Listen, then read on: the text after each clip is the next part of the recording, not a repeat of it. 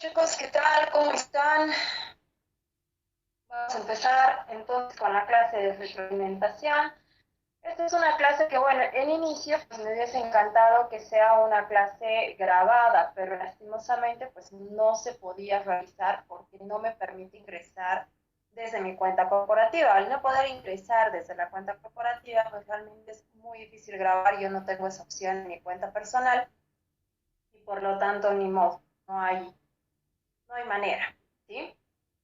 Quiero agradecerles profundamente por ingresar en domingo a esta hora, pero la verdad, chicos, no tengo otra hora en la cual podíamos haber hecho esto. Y pues bueno, espero que sea de utilidad para todos y en este sentido, pues espero de que sea beneficioso, ¿sí? Este tiempo extra. Vamos a empezar entonces. Muchas gracias a usted, doctora, por disponer de su tiempo para nos ayudar un poquito más.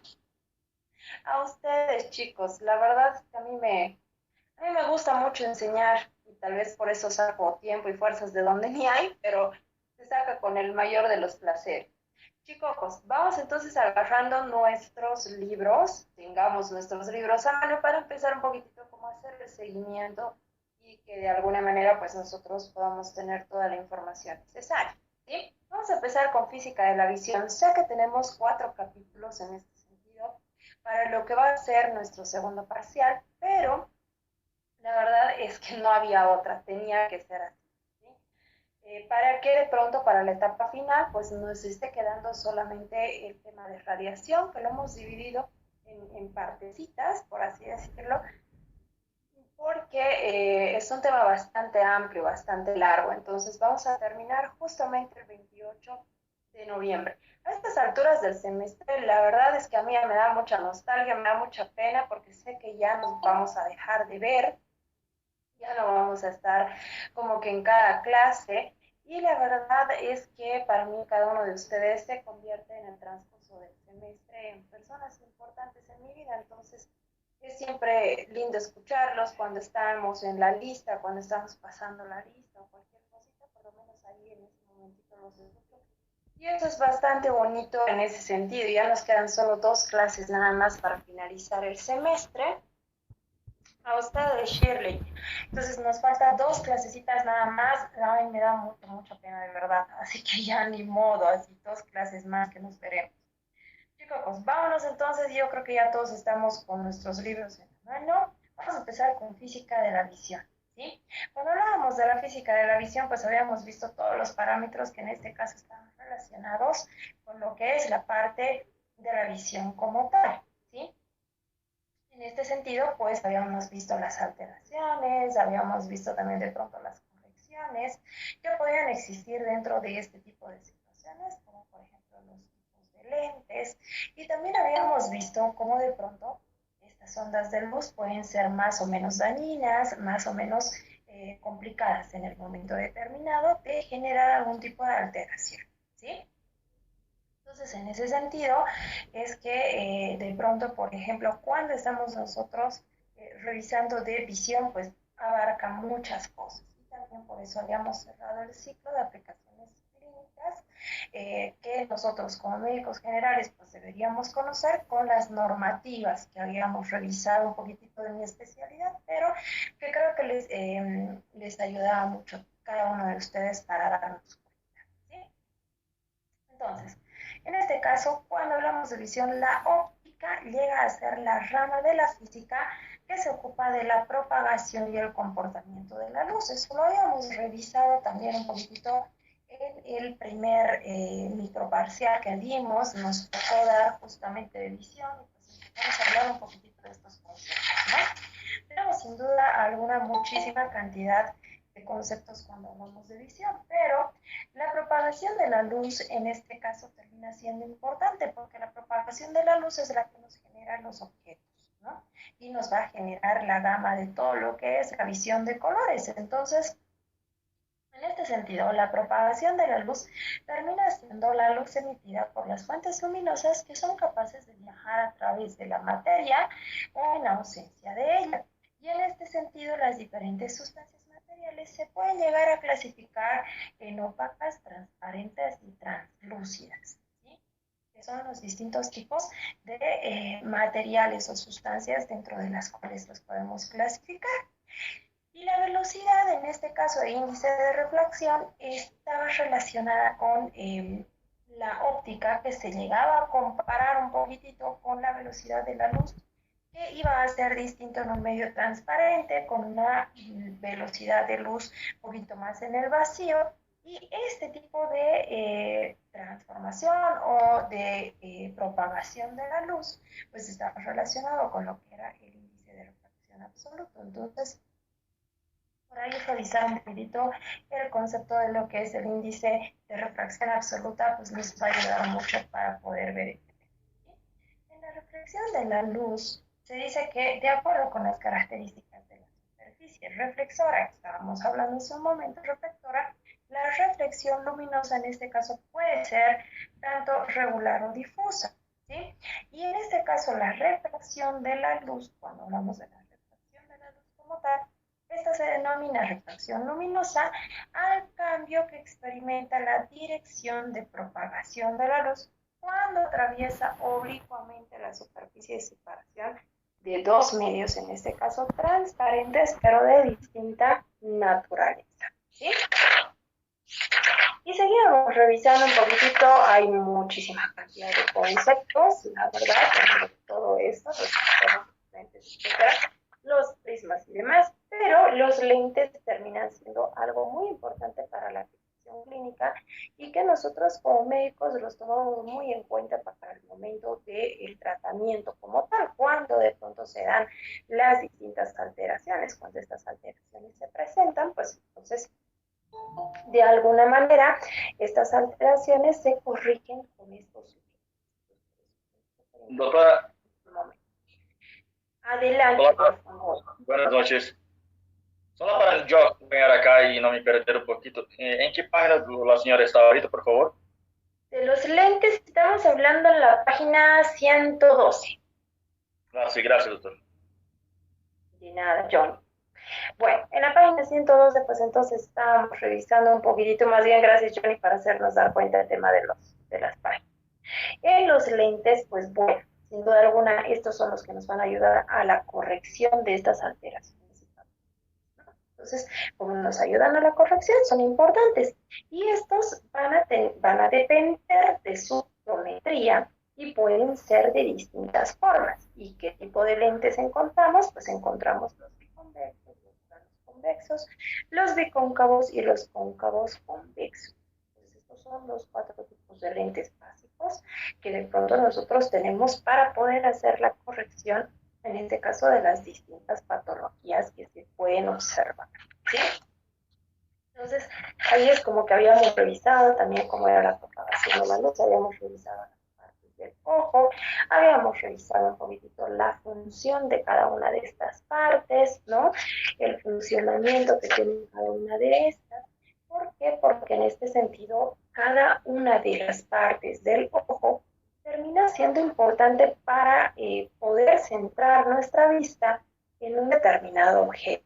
Y entonces nosotros tener la agudeza visual necesaria como para enfocar un objeto de manera adecuada y verlo con nitidez y claridad. Entonces, el ojo se puede comparar más o menos a los movimientos de una cámara, ¿no? Entonces, tiene más o menos la misma funcionalidad. Entonces, en ese sentido, pues era importantísimo conocer las partes del ojo y las funciones que tienen cada una de estas. Porque además también es importante que ustedes sepan, yo sé que quienes están más arriba, quienes ahorita están en cuarto semestre, tercer semestre, etcétera, pues ya tienen tal vez un poquitito más de idea, pero de todas maneras es importante darnos cuenta que los procesos fisiológicos del organismo, según va pasando el tiempo, pues también van a generar un deterioro dentro de todas estas partes. Y en ese deterioro, pues lo que nosotros encontramos o nos chocamos son con alteraciones básicamente que van a generar una disminución de esa agudeza visual y que nuestros pacientes, por ende, van a terminar con una disminución de la visión, ¿no?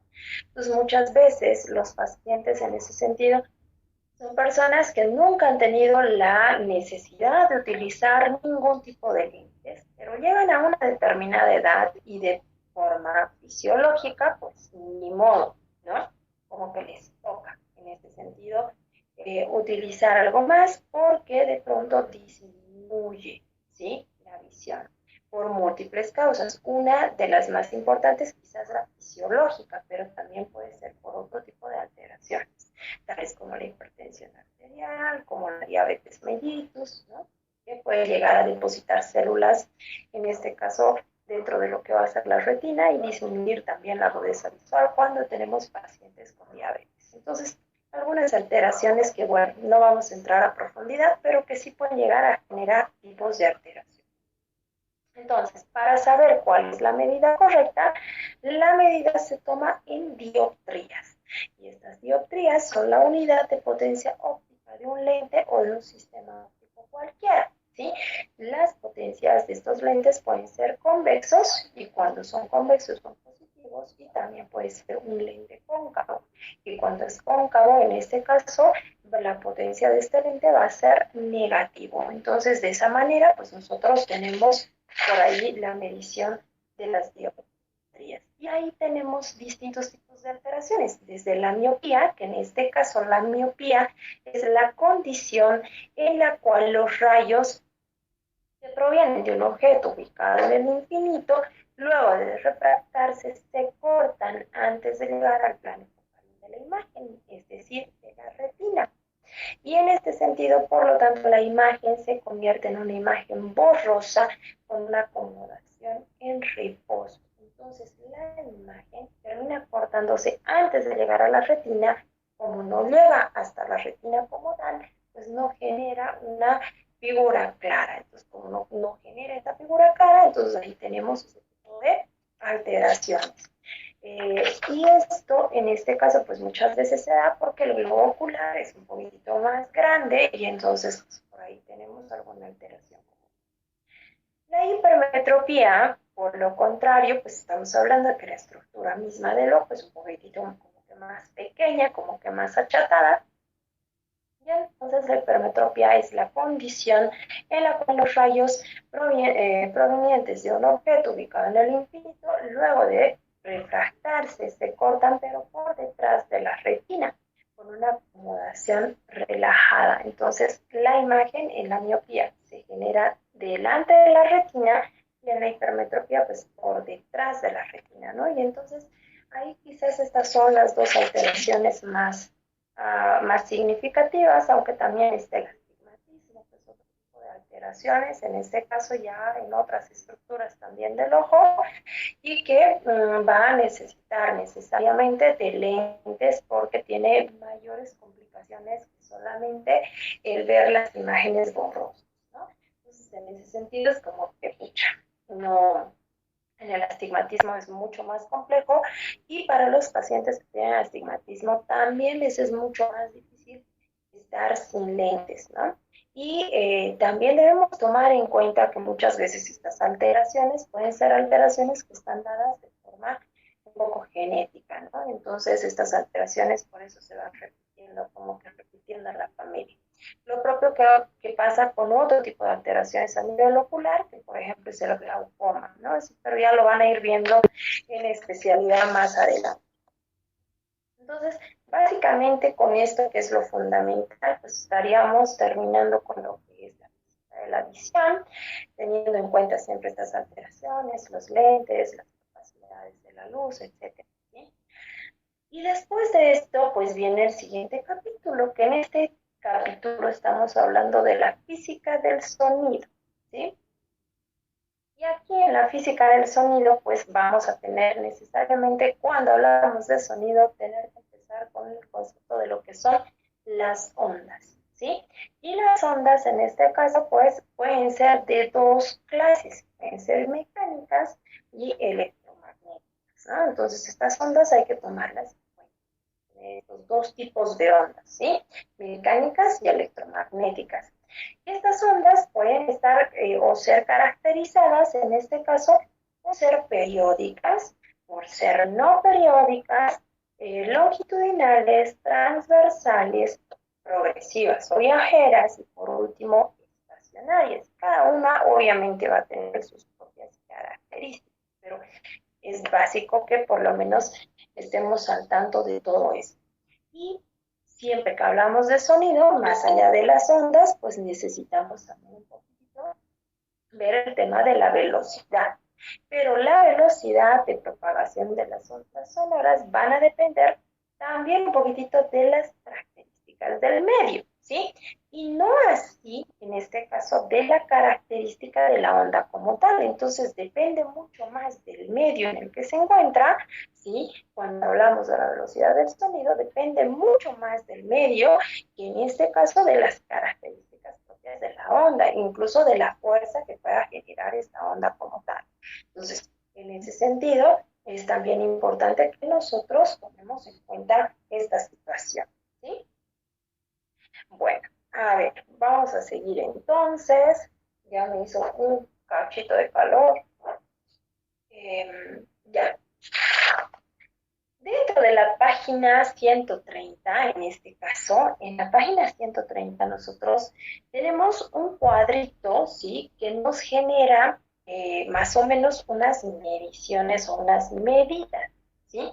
Unas medidas de qué? Unas medidas, en este caso, de velocidad del sonido, cómo es que viajan las ondas de sonido, pero que los relacionan un poquitito con esto que decíamos, ¿no? Que es el medio, la sustancia por la cual atraviesan estas ondas, que habíamos dicho que importaba más del medio que de la onda como tal, de la fuerza y etcétera. Entonces, dependía mucho más del medio, y en este cuadrito, pues ustedes tienen ahí algunas sustancias por las cuales se va dando una velocidad de sonido determinada.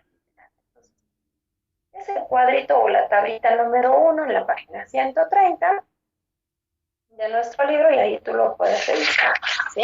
Revisa un poquito más a profundidad quizás este cuadrito. Ya cuando estamos en la página 136, estamos hablando un poquitito de los fenómenos relacionados con la reflexión del sonido. Y cuando hablamos de esto, vamos a tener en este sentido nuestras ondas, ¿sí? Ya sean estacionarias, y que en este sentido estas ondas estacionarias se van a producir, en este caso, por la suma de una onda y su onda reflejada sobre un mismo eje, ¿ya? Y en determinadas circunstancias, esta onda estacionaria puede hacer que la sala entre en resonancia. Y cuando la sala entra en resonancia, ¿sí? Por todo lo que se encuentra en el medio, pues entonces puede producir eco, puede producir reverberación, ¿sí? Y también tenemos por el otro lado la absorción de estas ondas, es decir, se generan las ondas y luego se genera la absorción de las mismas. Y para la absorción de las ondas nosotros debemos tomar en cuenta que pueden ser gracias al coeficiente de absorción y la frecuencia crítica.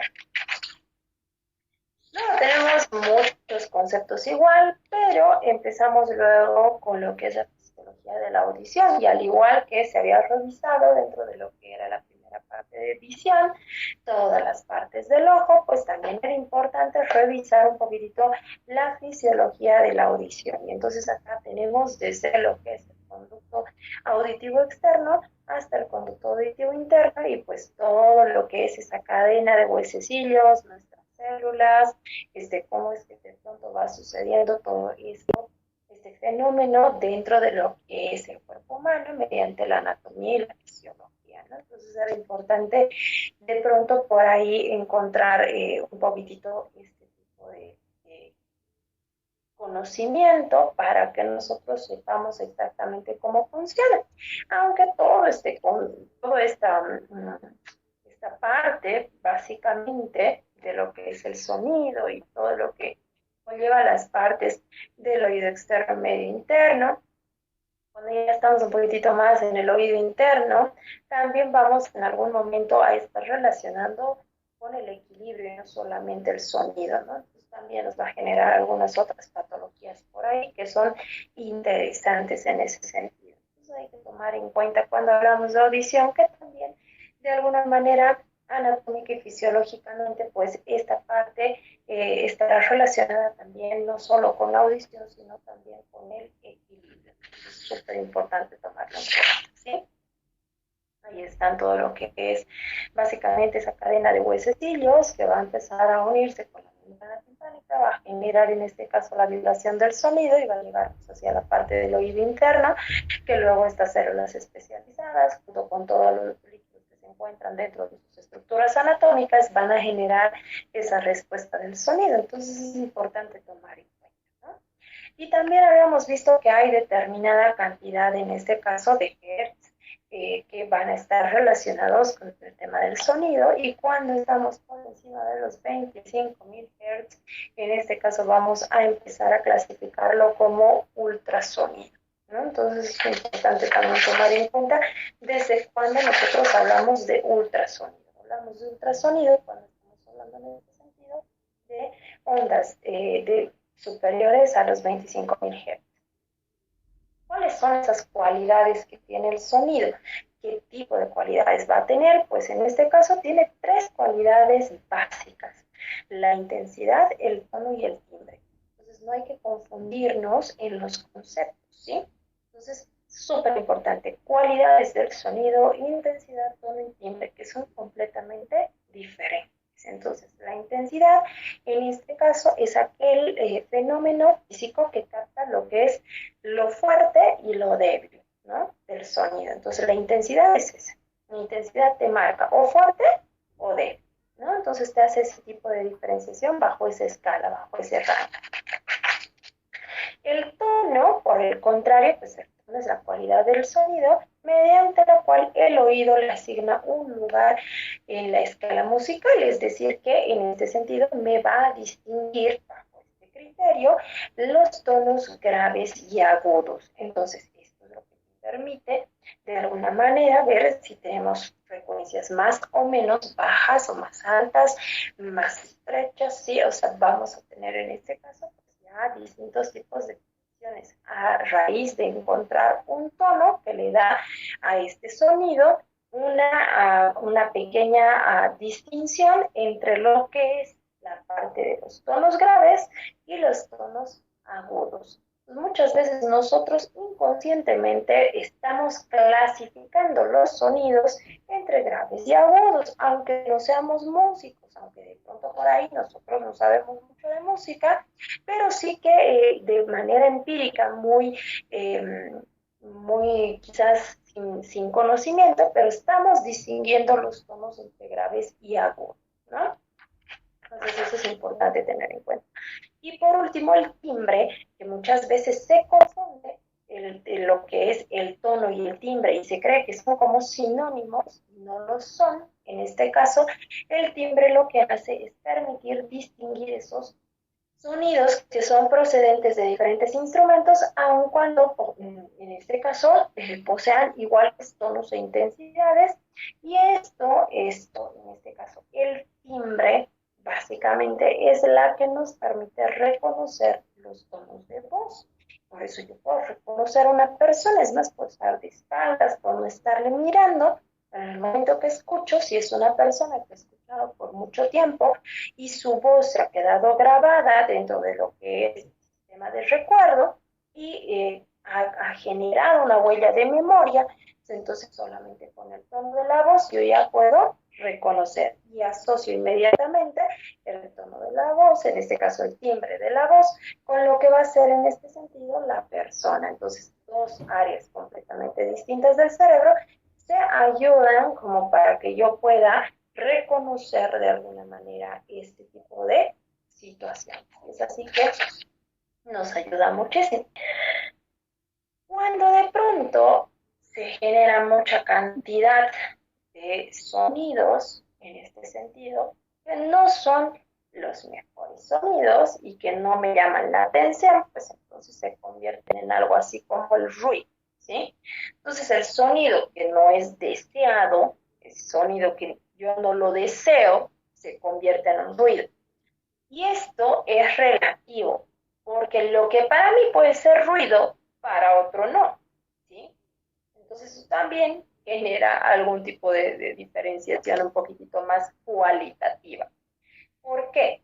Porque en este caso, pues cuando nos agarramos mucho del concepto como tal, que en este caso está bien relacionado a la parte de ver que el sonido indeseado es aquello que se denomina ruido. Por ejemplo, por ahí a mí no me gusta el rock pesado, por ejemplo, ¿no? O sea, puede que para mí me haga ruido en el momento en el que estoy escuchando este tipo de situaciones.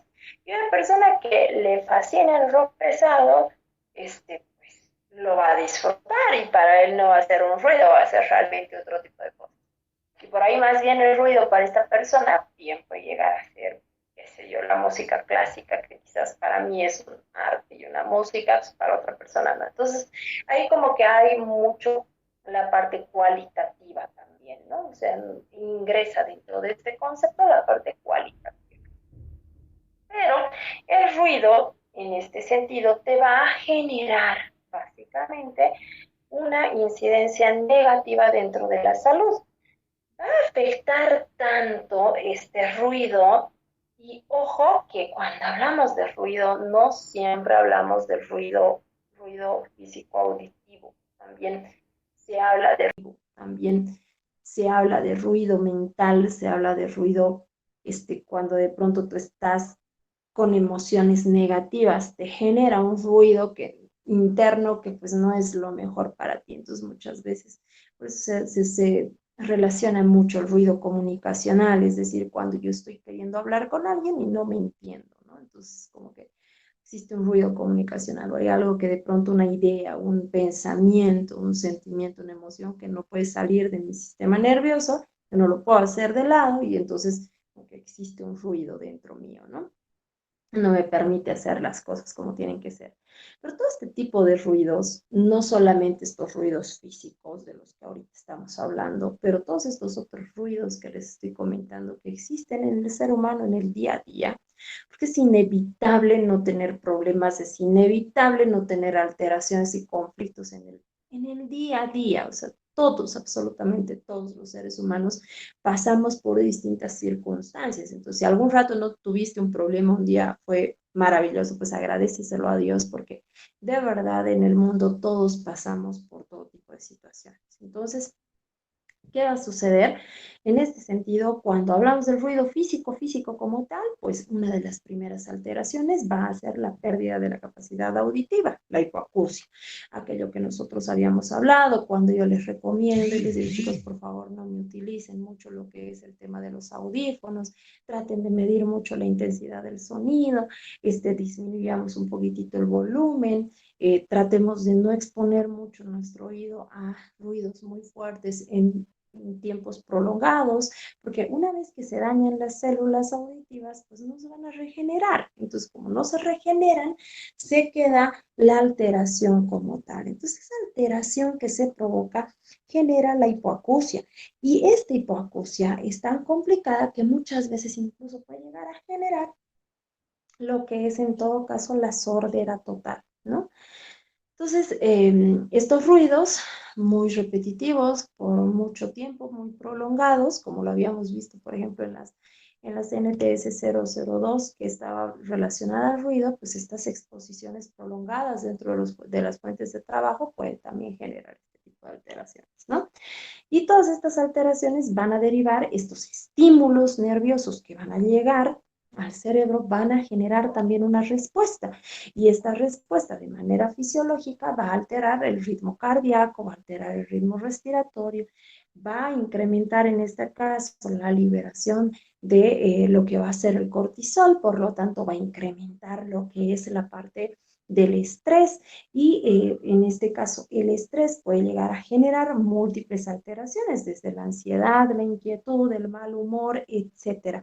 Entonces va a llegar a tener este tipo de repercusiones complejas. Algo que es súper importante entender en todos estos sistemas, y bueno, obviamente lo vamos a revisar cuando estemos en el siguiente capítulo, pero es importante entender que todo estímulo tiene una respuesta, ¿sí? Entonces, ¿qué aplicaciones médicas encontramos dentro de este sentido? ¿Para qué nos ha servido la física de la audición? ¿Para qué nos ha servido entender todas estas ondas, entender todas estas cosas?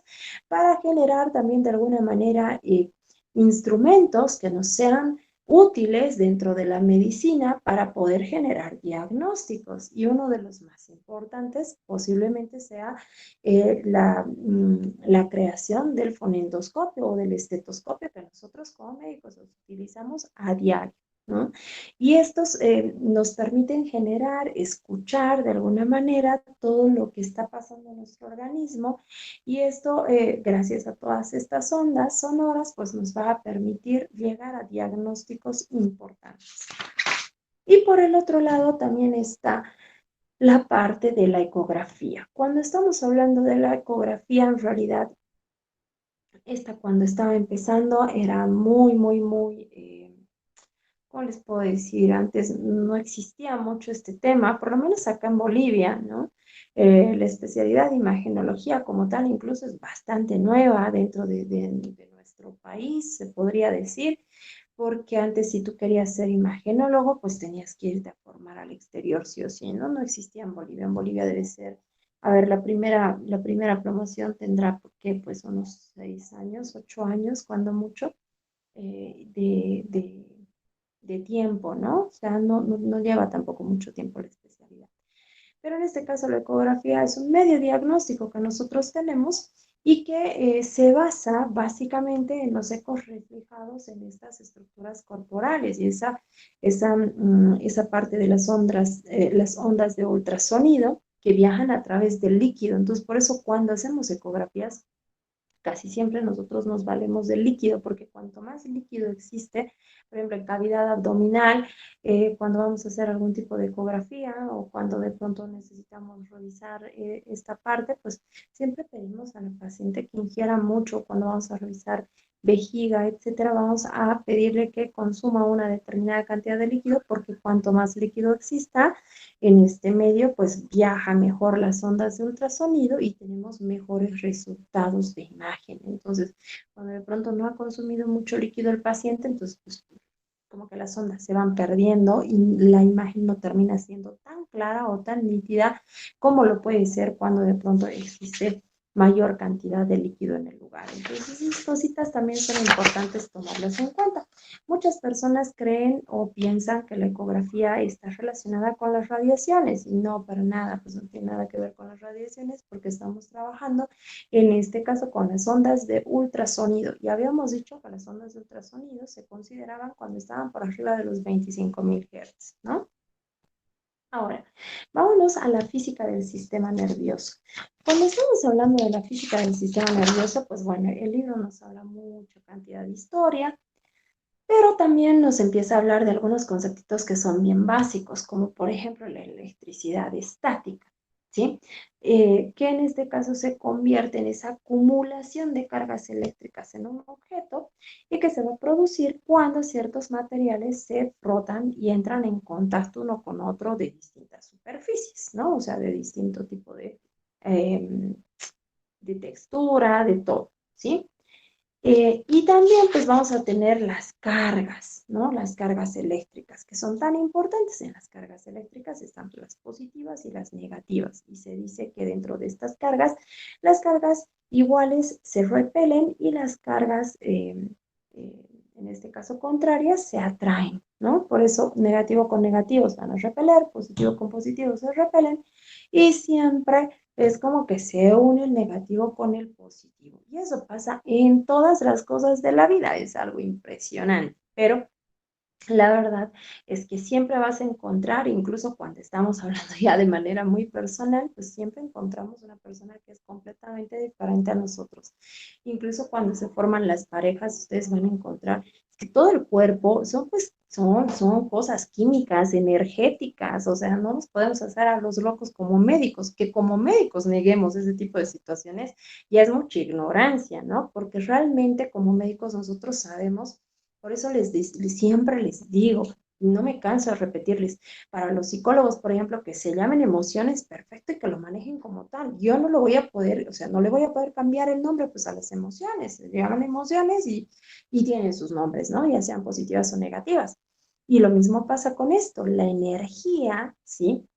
La carga eléctrica, la carga energética que se produce dentro de nuestro cuerpo, pues también va a tener una determinada carga. Entonces, como que no nos podemos hacer así como que a los ciegos, ¿no? Y de algunas maneras sí se ve, se nota. Analicen por ahí algunas situaciones y segurísimo. Entonces, siempre que hablamos de cargas eléctricas, estamos hablando de esto, positivo y negativo, ¿no?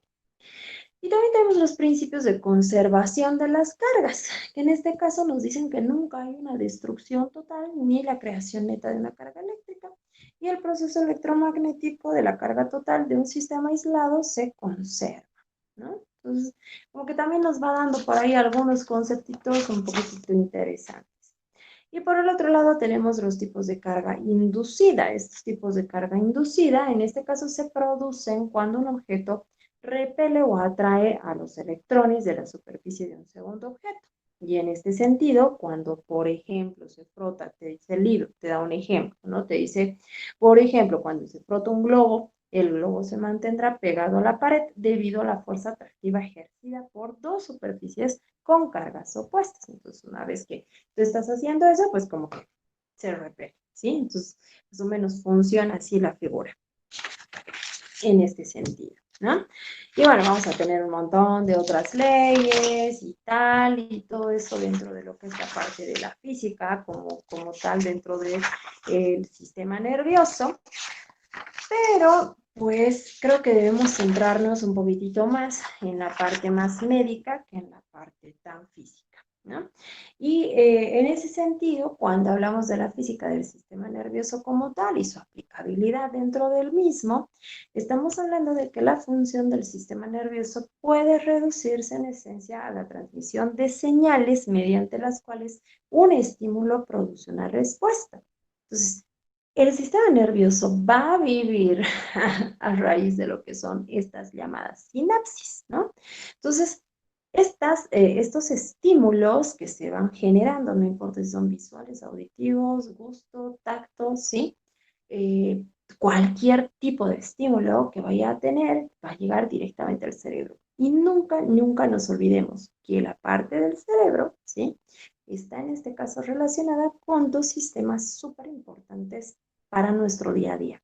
Uno que es el sistema endocrino, mediante el cual en este caso las respuestas salen, una vez que llegan al cerebro, puede irse hacia el lado del sistema endocrino y liberarse un montón de cantidad de neurotransmisores, en este caso de hormonas, cuando estamos hablando del sistema endocrino, que van a generar alteraciones y repercusiones físicas en el organismo. Entonces es por eso que de pronto, para quienes no conocen de medicina, pues que hablen de emociones como tal, pero para nosotros sabemos que todo lo que pasa en el cuerpo humano es un proceso. Entonces ya puede ser físico, químico, pero es un proceso, ¿sí? Entonces nosotros debemos encontrar eso para poder encontrar realmente el sentido de la medicina integral como tal, ¿no? Y por el otro lado, el otro eje con el que se conecta, en este caso toda la cantidad de recepción de información, va a ser el sistema inmunitario.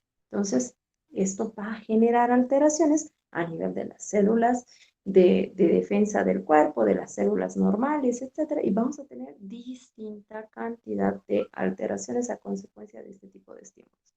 Entonces, siempre que veamos estímulos en el sistema nervioso, pensemos que bien nos van a llevar hacia el lado endocrino o bien nos van a llevar hacia el lado del sistema inmunitario. Y es por eso que tenemos tantas alteraciones y tantas complicaciones en todo lo que llega a ser el cuerpo humano en su generalidad. Empiezan las somatizaciones, empiezan las alteraciones a nivel fisiológico y empieza a generarse una gama inmensa a consecuencia de la estimulación de esta que estamos hablando. Y te dice, el libro en la página 187, te dice que los ojos pueden enviar señales al cerebro, que pueden enviarse señales a los músculos, se pueden enviar señales del apetito, ¿sí? Por eso es que cuando estás viendo una imagen de una comida riquísima, pues ese rato te antojas y deseas y va a empezar por respuesta, porque ha llegado el estímulo por vía visual, ha llegado el estímulo de una imagen, de una comida que te gusta o que te llama la atención o que te antojaste, ¿sí? Ese es el primer estímulo, llega al cerebro. Una vez que llega al cerebro, pues va a mandar una respuesta. ¿Cuál va a ser la respuesta? Va a incrementar en este caso la salivación, las glándulas salivales en este caso van a generar mayor cantidad de saliva. ¿Para qué? Para poder formar el bolo, para que de pronto cuando tú estés masticando algo, porque el cerebro lo asume como real. Entonces, parte de todo de esta estimulación de la cual hablamos cuando estamos viendo el sistema nervioso, debemos tomar en cuenta que esta estimulación básicamente lo que va a generar es un cambio total en todo el cuerpo, así, pero en todo el cuerpo. Entonces, debemos tomarlo en cuenta, ¿sí? Estos estímulos de pensamiento, de emocionalidad, de sentimiento, etcétera, el cerebro lo asume siempre como real. O sea, el cerebro no hace una distinción así como que, ay, bueno, hasta aquí es realidad, de aquí para aquí pues es ficticio, de aquí para aquí otra vez puede ser realidad. No, o sea, el cerebro en primera instancia llega a la información por vía visual, llega al estímulo y genera la respuesta. Y ahí ya va a empezar a generar una respuesta al estímulo dependiendo de qué es lo que haya sido. Por eso es que, por ejemplo, cuando tú tienes una pesadilla o cuando tú estás viendo una película de terror, te asustas. Ya, te asustas y te vas a asustar porque el cerebro pues, no está entendiendo que eso es una película o que eso es una programación en 3D, o sea, tienes que pensarlo mucho como para que no te asuste, pues te asustas de manera inmediata. ¿Y cuál es en este caso la respuesta? Una liberación de cortisol increíblemente alta, se dispara en cosas de segundos el cortisol, y el cortisol, el incremento de cortisol, produce inflamación a nivel del cuerpo. Y cuando produce inflamación, entonces aumenta la frecuencia cardíaca, aumenta la frecuencia respiratoria, vamos a empezar a tener alteraciones como tal, ¿no? Este es el problema. Por eso también cuando de pronto tienes una pesadilla o un mal sueño, pues estás con pesadilla, estás con un mal sueño y muchas veces te despiertas llorando, muchas veces te empiezas a mover en la cama, muchas veces hasta te puedes caer o qué sé yo, te puedes cubrir con cosas, etcétera, dependiendo del tipo de sueño que hayas tenido. ¿Por qué? Porque el cerebro durante ese momento pues no ha ingresado en un sueño profundo. Y cuando no ingresa en un sueño profundo, todo esto que está pasando como en una película dentro de tu cerebro, el cerebro lo asume como verídico, como real. Entonces libera grandes cantidades de cortisol. Y eso genera todas esas alteraciones, taquicardia, ¿sí? Taquipnea, etcétera. Entonces, genera este tipo de alteraciones. Entonces, siempre que hablemos del sistema nervioso es importante tomar en cuenta también esta situación. Por eso, quienes de pronto les encanta la película, las películas de terror, a mí me encantaban, de verdad, se los prometo, yo amaba ver las películas de terror, pero de pronto cuando he empezado a entender muy bien cómo funciona, en este caso, la parte de la neurofisiología y el daño que le genera a mi cuerpo, pues no por un gusto me voy a generar un daño tan complicado, ¿no? Entonces, cuando es muy sostenido en el tiempo, pues un estrés sobreagregado genera una inflamación muy, muy fuerte dentro del organismo y esta inflamación va a empezar a generar alteraciones muy complejas dentro de lo que va a ser todo esto, ¿no? Todo este tipo de estímulos dentro del sistema nervioso pues se van a llevar a cabo gracias a las neuronas, ¿no? Y acá está el otro siguiente punto. ¿Por qué? Porque cuando hablábamos de las neuronas, hace muchos años atrás se decía que las neuronas no se regeneraban, ¿no? Decían como que, bueno, ya naces con una cantidad de neuronas que vas a tener en el inicio de tu vida, por así decirlo, y si de pronto te golpeaste la cabeza, te caíste, alguien te pegó, consumiste alcohol, consumiste drogas, consumiste tabaco, etcétera, etcétera, etcétera, se van muriendo las neuronas o de pronto porque no las has estimulado, como cualquier otra situación, no estimulas las neuronas y entonces estas neuronas empiezan a morir, ¿no? Y se decía, bueno, nada, las neuronas no se regeneran, son las únicas células que no se regeneran. Luego, todas las células tienen capacidad de regenerarse, menos las neuronas. Y ese era un concepto con el cual de pronto quizás muchos de nosotros hemos sido formados en la escuela antigua, ¿no? Que no se regeneraban, pero mentira. O sea, los estudios recientes han demostrado que no, que las neuronas sí que se regeneran y sí que podemos tener mejores capacidades y que además de pronto nosotros tenemos dos partes bien importantes en este sentido. Y es que cuando estamos hablando del sistema nervioso como tal y de esta situación básica, ustedes si recuerdan un poquitito de lo que era la parte de embriología y de la formación de todo esto, pues ustedes sabrán que la estimulación temprana comienza en el vientre. La estimulación temprana no empieza en el primer mes de vida o cuando el niño nace. No, no, no. La estimulación temprana empieza en el vientre y va a empezar desde las primeras etapas de gestación. Primero con la estimulación de la mamá para que la mamá genere liberación de ciertas hormonas y de ciertos químicos en el cuerpo que sean positivos para la formación del nuevo individuo. Y cuando se van desarrollando, cuando estamos pasando por el periodo del organogénesis y cuando luego llegamos al periodo fetal, ¿sí? En la segunda mitad del embarazo, pues nosotros podamos tener la capacidad de estimular todas estas células que existen a nivel de toda la formación del cuerpo, ¿no? Entonces, es súper importante tomar en cuenta que la primera etapa, esa primera etapa fundamental que nosotros tenemos como seres humanos, todos y cada uno de nosotros, pues depende, sí, de nuestros papás y básicamente de nuestra mamá, ¿no? O sea, nuestra mamá es primordial, es fundamental, porque lo que sienta me lo va a pasar, ¿sí? Entonces, en la primera etapa de la vida, desde el momento de la fecundación hasta los primeros años de desarrollo, que son vitales, o sea, son los años más importantes para un niño. Entonces, desde el momento de la fecundación hasta esa etapa, pues dependemos íntegramente de lo que van a hacer nuestros papás con nosotros. Cuánta estimulación nos den, cuánto ejercicio hagan con nosotros, cuánto nos hagan practicar un poquitito la conexión neuronal y cuánto generen esa estimulación, ¿no? Entonces, no hay personas que sean más o menos inteligentes, todos tenemos exactamente la misma capacidad, pero no la misma estimulación. Y como no tenemos la misma estimulación, pues entonces vemos distintos tipos de características. Entonces, en ese sentido, esa primera etapa depende 100% de los terceros, no depende de nosotros. Pero los estudios han demostrado que todas estas conexiones neuronales de las que estamos hablando, de estas ondas eléctricas que se dan mediante la estimulación en la sinapsis, en este sentido, pues a la segunda etapa de vida, a partir de los 45 50 años más o menos de edad, una vez más es como que la vida te da un segundo chance y te dice, la primera etapa de tu vida dependías de tu mamá y de tu papá. Básicamente de tu mamá en primera instancia, ¿no? Pero en esta segunda etapa de tu vida depende íntegramente de ti. ¿Y por qué depende íntegramente de ti? Porque se ha visto en los estudios y se ha revelado en los estudios que estas ondas que generan la sinapsis y que generan la estimulación cerebral y que incrementa también el desarrollo cognitivo, se vuelve a aperturar, es como si volviésemos a nacer.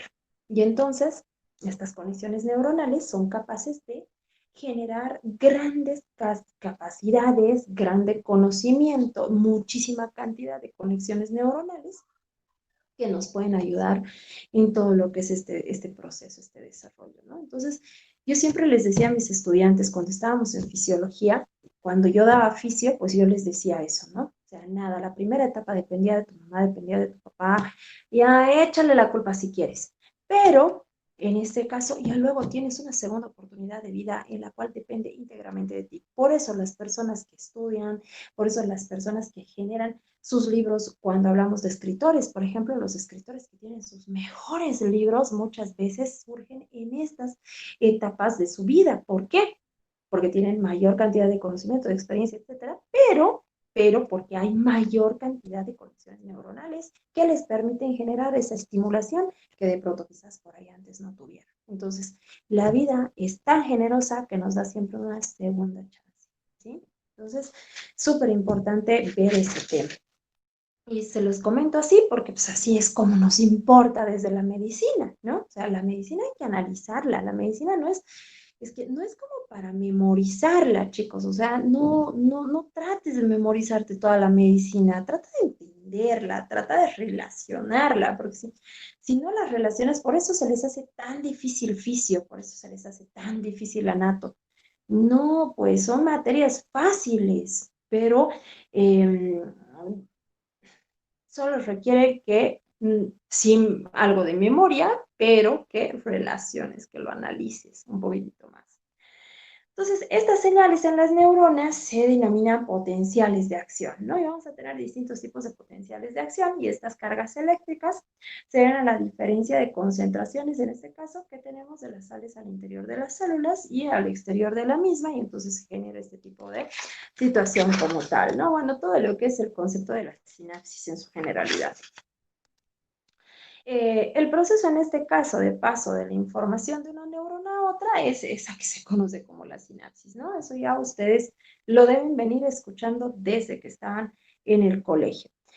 Dentro del cerebro humano se dice que existen, según esta bibliografía, pues más o menos 10 millones de neuronas, ¿no?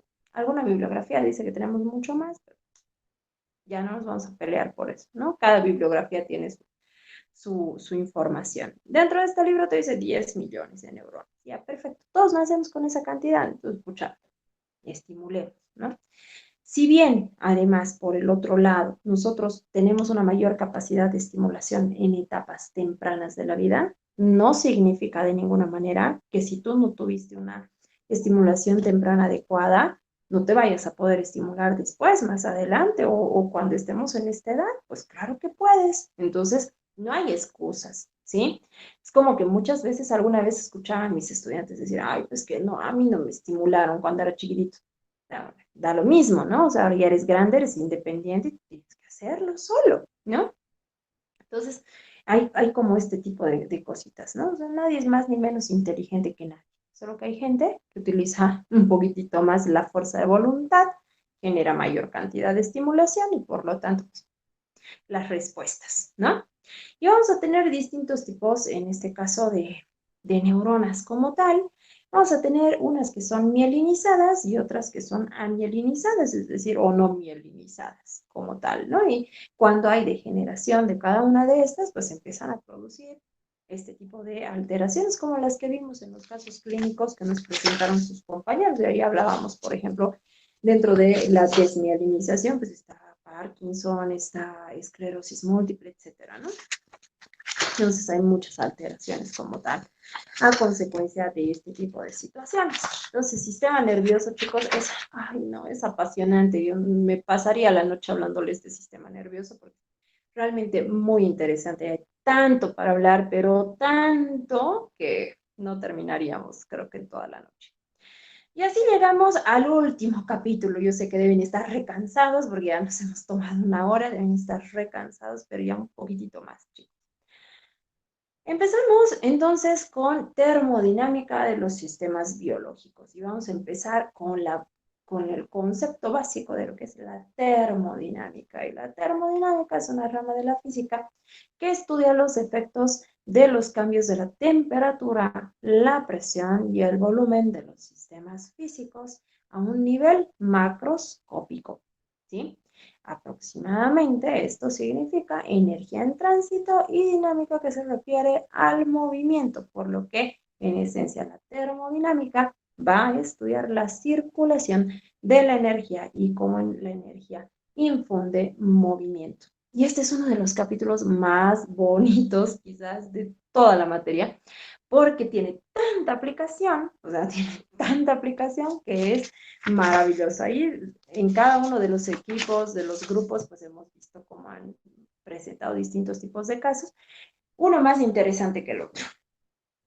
Ahora, dentro de todos estos conceptos de la termodinámica tenemos distintos conceptos, pero la temperatura posiblemente es uno de aquellos que nosotros vamos a utilizar muy frecuentemente como médicos, ¿no? Desde el concepto hasta todo lo que en realidad genera la temperatura, ¿no? Y temperatura en este caso te dice que es la medida de calor o energía térmica de las partículas en una sustancia.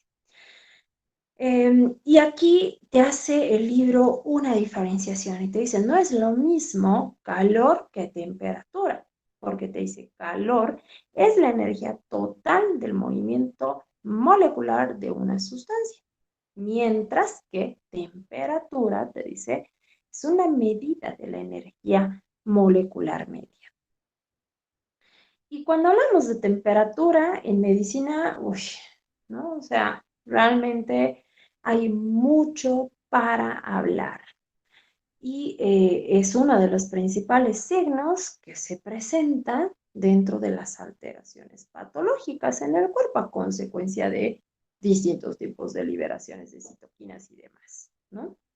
Y el eje regulador pues, va a ser el hipotálamo, ¿no? Entonces, uy, aquí tenemos uy, otro tanto que podríamos hablar de temperatura, un chorizo de cosas que podemos hablar de temperatura. Pero un tip básico es que para la clínica, cuando estamos hablando de temperatura, más allá de los grados que ustedes conocen y desde cuándo se considera, por ejemplo, fiebre, porque gracias a este tipo de medida de escala, yo voy a poder considerar si tenemos una temperatura corporal normal o, por ejemplo, tenemos una temperatura que ya es mucho más elevada y que se considera la fiebre. Primero viene la febrícula, luego viene la fiebre, ¿no? Pero también hay un calor corporal que puede incrementarse dentro de esta medición. Entonces, bien puede haber la diferenciación entre el calor que puede sentirse de manera corporal por una determinada cantidad de temperatura. Por ejemplo, en el Brasil hay lugares muy, muy, muy calientes realmente, ¿no? Que a la sombra estamos con grados muy altos de temperatura. Entonces, esto va a generar pues, un incremento a nivel del calor corporal como tal y de manera normal, ¿no? De manera fisiológica. Pero ¿cómo me doy cuenta cuando es calor y cuando es fiebre?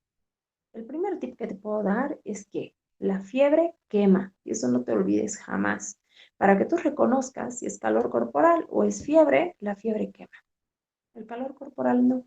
Sí te va a calentar por las leyes que hemos visto y ahorita vamos a repasar. Pero en este sentido, por mucho que tengas una elevada cantidad de calor corporal, pues nosotros tenemos en este caso que la fiebre quema. Tú pones a una persona con fiebre la mano sobre el abdomen y te va a quemar, la fiebre quema. Entonces, acuérdate de eso, ¿sí? Más adelante te va a servir, pero muchísimo. Ahora tenemos un montón de conceptos, ¿sí? Pero vamos a llegar a la página 216, donde empezamos a hablar de los principios de la termodinámica. Y empezamos con el principio cero de la termodinámica. Te dice, cuando dos sistemas están en equilibrio mutuo, comparten una determinada propiedad. Y es así que se afirma, te dice que si dos sistemas distintos están en equilibrio termodinámico con un tercero, también tienen que estar en equilibrio entre sí. Y a esta propiedad compartida es el equilibrio de la temperatura. Y así te habla de la primera ley de la termodinámica, que te dice que la energía ni se crea ni se destruye, solo se transforma. Y por lo tanto se considera como un principio de conservación energética o de conservación de energía. Pero termina siendo maravilloso, ¿no? La energía ni se crea ni se destruye, solo se transforma. Tenemos por el otro lado la segunda ley de la termodinámica, y en la segunda ley de la termodinámica te dice que pues pueden existir incluso dos tipos de forma de energía útil, la energía libre y la energía calórica, y cada una de estas pues va a tener también por ahí sus distintos tipos de alteraciones, ¿no? A ver, ¿qué más? También te dice dentro de esta segunda ley, ¿no? Que es imposible transferir el calor desde la región de una temperatura más baja hacia una región de una temperatura mucho más alta, ¿no? Y que en este caso muchas veces los procesos son irreversibles. Y por último, la tercera ley de la termodinámica, que te afirma que el cero absoluto no se puede alcanzar por ningún procedimiento, ¿no? Y te dice que en este sentido no hay cómo llegar a un cero total. Nos podemos aproximar al cero, pero cero, cero, cero, nunca, ¿no? Y eso es bastante real. Y así empezamos ya con la parte más clínica, más práctica, que es la termodinámica de los sistemas biológicos como tal. Y ahí tenemos conceptos tales como la bioenergética, que te dice que es la ciencia que estudia las transformaciones de la energía que tienen lugar en todos los seres vivos, ¿no? Y ahí tienes toda una cantidad de cositas interesantes, metabolismo, calor, energía cinética, pues ya tenemos mucho para hablar, ¿no? Crecer, reproducirse, no, hay mucho para hablar en esa parte. Y la termometría, también es una de los conceptos básicos que necesitamos saber. Y te dice, la termometría en este caso es la parte de la física que se encarga de la medición de la temperatura, mientras que la termografía, y aquí te hace también diferenciaciones conceptuales, te dice es la parte de la medicina que se encarga de hacer un registro gráfico de la temperatura del cuerpo humano que puede utilizarse en los diagnósticos y las terapias de calor. Y también te empieza a hablar así como te habla de temperatura, o sea, de terapias de calor con incremento de temperatura, pues también existen otras con frío, ¿no? La aplicación del frío. Ahora, ¿qué tipo de tecnologías terapéuticas médicas se relacionan a esta aplicación de la temperatura? Sin duda alguna está el termómetro, ¿no? El termómetro es lo más importante que en este caso nos ayuda y nos genera la parte de lo que es básicamente un poquitito la medición de la temperatura como tal para nuestros diagnósticos diferentes. Y aquí, por amor de Dios, les ruego, cuando vean un termómetro de mercurio, escucha, chicos, vean pues las diferencias, ¿no? Entre los termómetros también muchas veces he visto que llegan al internado sin hacer la diferenciación de los termómetros. Muchas veces les están poniendo un termómetro rectal en cavidad oral, así digamos, ¿no? O sea, hay que tener por ahí un poquitito de cuidado con esas cositas. Revisen, pregunten, y yo siempre les voy a recomendar, no, si tú no estás seguro de algo, no sabes algo, pregunta a quien sepa más, ¿no? Si no sabes, es mejor quedar de burro un rato que de burro toda la vida. Entonces, y así como hemos visto esta parte de lo que era la aplicación de la temperatura como parte de las terapias, pues también tenemos la aplicación del frío. Y la aplicación del frío, en este caso, estaba por la criogenia, la criocirugía, la crioterapia, que todas estas están relacionadas a la aplicación del frío como tal, ¿no? Y nada, pues chicos, total, se terminó el temario. Listo, 1 hora y 40 minutos prácticamente para todos los cuatro temas que van a ingresar. El examen práctico final, bueno, no, mentira, del segundo parcial, pues yo se los quería tomar en plataforma Moodle, pero ay, sé que deben estar sumamente cansados. Entonces yo voy a sacar la evaluación de este examen, básicamente como lo he hecho en el primer parcial, que es con su participación, ¿no? Hay algunos grupos, algunas personas que les faltaba participar en lo que era el tema de los foros, no han puesto sus trabajos, no han puesto ciertas cositas por ahí. Yo ya debía haber pasado sus notas del segundo parcial hasta hoy y no he pasado nada más porque de verdad había mucha gente que le faltaba entregar trabajos. Y si le faltaba entregar trabajos y no están en la plataforma, pues iban a quedarse. Y yo pasaba las notas hoy, no iban a tener chance ninguno de que yo les pueda poner ni siquiera una nota mínima en un retraso de tarea, digamos. Entonces, por ese motivo no he pasado las notas del segundo parcial hoy día.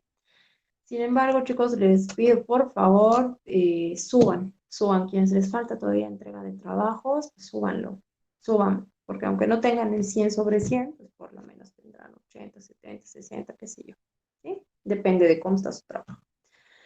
Bueno, chicos, un placer haber compartido con ustedes este domingo. Muchísimas gracias. El día martes nos estamos viendo a las 6 de la tarde para poder ingresar a nuestra reunión. Nuestro examen es a las 19:00. Sé que en la mañana, al mediodía, tipo 1, creo que tienen examen de Anato 2. Me da mucha pena porque ustedes no se dieron cuenta antes y podían haber reclamado quizás antes y modificaban nuestro parcial, pero como pues, nadie dijo nada, entonces ahora ni vuelta a dar. Les tocará dar a los de segundo semestre, pues los dos exámenes en el mismo día, ¿no? Qué pena, Jamie. Qué pena, de verdad. Era que se den cuenta a un principio, si ya lo tenían hace cuánto tiempo ese rol, era que lo revisen un poquitito y chillen, pues, para que reclamen y por ahí les cambien el examen, pero ya ni modo, ya ni modo. En esta vida, chicos, a los problemas, soluciones, nunca más problemas. Así que parte de las soluciones es pues, estar aquí presente esta noche en esta clase de retroalimentación que te va a ayudar para el examen. Entonces, Me da mucha pena porque quienes no ingresaron, pero ya ni modo, ¿no? Quizás estaban esperando que haya la grabación de la clase como la primera vez y pues no se pudo esta vez, entonces ya ni modo. Chicos, pues un fuerte abrazo, que tengan una buena noche de descanso, una noche reparadora y que empecemos con mucha energía positiva el día de mañana nuestra semana. Nos vemos. Graças, doutora. Mas só uma pergunta, por favor, doutora. Em Marte, a que hora nós outros temos que ingressar em Meet?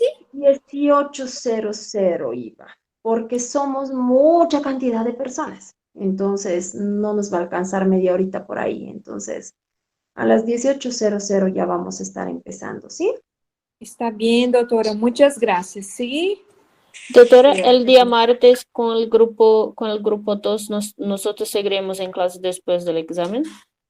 En realidad, desde antes del examen ya vamos a empezar todo lo que es radiación, porque, chicos, no hay cómo suspender la clase, porque en este sentido el 28 concluye todo. El 28 terminan nuestras clases, es decir, por eso les decía, tenemos 2 clases más y punto, ya no hay más semestre. Entonces, tienen que terminar de exponer todo lo que es radiaciones. Entonces,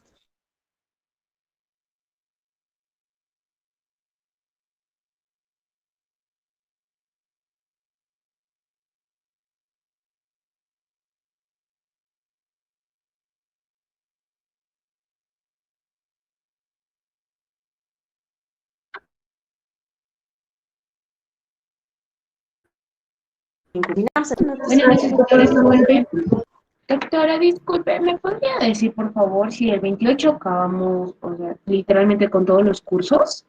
claro, el 28 se terminan todas las clases teóricas y desde el 30 de noviembre empiezan los exámenes finales. Doctora, buenas noches. Una consulta. Ya, doctora. Vale, de nada. Había mencionado lo que es el examen práctico, más o menos de qué va a tratar el examen práctico, doctora. Eso justamente les dije, Karencita, como estamos con tanta dificultad y tenemos, hace ratito Jimmy nos decía que tienen fisio también, yo creí que solamente chocaba con anato, también dice que choca con fisio, 2 exámenes en un mismo día. He visto por conveniente que en este caso la nota del examen la voy a promediar de su participación en clases, es decir, de sus exposiciones, de sus presentaciones, de su participación, 100% de su participación en los foros, etcétera. Entonces, de esa manera voy a ponderar las notas de su examen como tal, porque al final se están participando, y ya no vamos a tomar el examen práctico en plataforma porque va a ser muy cansador para ustedes. Muy cansador. Sí, doctora, muchas gracias. ¿Sí? Ya, pues chicos, que tengan una buena noche. Nos vemos. Muchas gracias, doctora, por su gentileza. Muy amable. Gracias. Buenas noches. Muchas gracias, doctorita. Doutora. Muchas gracias, Michael. doctora. Muchas gracias. Muchas gracias, doctorita. Hasta luego. Chao, chicos, que les vaya súper bien. Cuídense mucho, Chao. doctorita. Chao. Ustedes también. Chao, Gavisita. Chao, Shirley. Chao, chicos. Buenas noches. Que duerman Doctora? bien. Chao, chao. Adelante, Naui. No sé si es solo conmigo, pero estoy teniendo muchos problemas con la plataforma. Y Uy, Naui, debe ser solo contigo. ayer, en viernes, creo, no sé, estaba haciendo la prueba de fisiología y todas las cuestiones que yo avanzaba me daba error. Todas las cuestiones, no sé por qué. Naui, comunícate sí o sí mañana con el ingeniero Laredo. Sí, Él es yo voy a el comunicar encargado. porque yo saqué una nota muy mala por conta disso, porque no conseguí hacer las otras cuestiones. Yo voy a hablar Tienes con que doctora Mayo reclamar. si yo consigo hacer la prueba de nuevo. No, tienes que reclamar porque si no vas a seguir teniendo el mismo problema, la misma dificultad, tienes que reclamar. Llámale directamente al ingeniero Laredo, informa inmediatamente esté pasando esto, por lo menos si sucede en nuestra clase, le sacas una foto, le sacas un video de lo que está pasando en tu plataforma, ese rato lo envías y yo inmediatamente reenvío los videos Sí, ingeniero yo saqué Garelo le la, envió a la la doctora foto de Magda. la tela y tienen los horarios mostrando que son de horarios diferentes. Yo voy a mandar para la doctora Magni, para los ingenieros, para ver si hace alguna cosa para mí, porque no sé lo que está pasando. Tienen que, y si no, de todas maneras pide un examen rezagado, ¿no? Porque por mucho que sea oral o lo que sea, si tu nota es muy, muy baja, arriésgate a pedir el rezagado. El rezagado obviamente es con cámara y todo lo demás, pero no te puedes perjudicar porque fisio es troncal. O sea, no, Sí, no apruebas fisio y suenas más o menos, ¿no? Pero no puedes tomar las otras materias de arriba, entonces, fisio es troncal. sí, Entonces yo sí. creo que deberías reclamar. Llama mañana mismo, Nahui. O sea, sí, yo voy a reclamar con la doctora Magni y con el ingeniero mañana. Muchas gracias, doctora. Tengan buenas noches. Ustedes también, chao chicos, chao, chao, hasta Hasta luego, luego, chao doctora. Jimmy, Buenas noches. chao, chao, Sayuri, nos vemos, chao, chao.